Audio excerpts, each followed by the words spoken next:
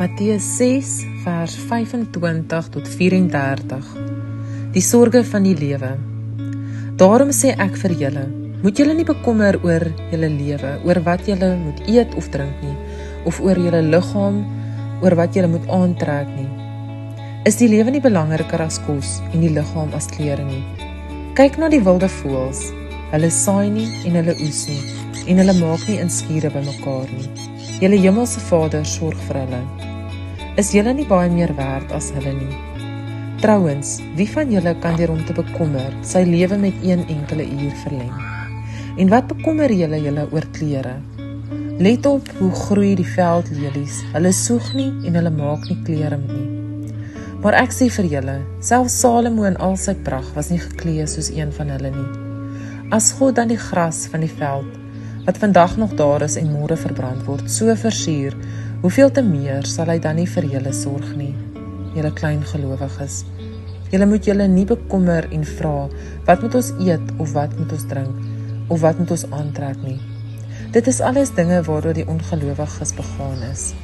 Julle hemelse Vader weet tog dat julle dit alles nodig het. Nee, beywer julle allereers vir die koninkryk van God en vir die wil van God, dan sal hy julle ook al hierdie dinge gee. Moet julle dus nie oor môre bekommer nie, want môre bring sy eie bekommernis. Elke dag bring genoeg moeilikheid van sy eie.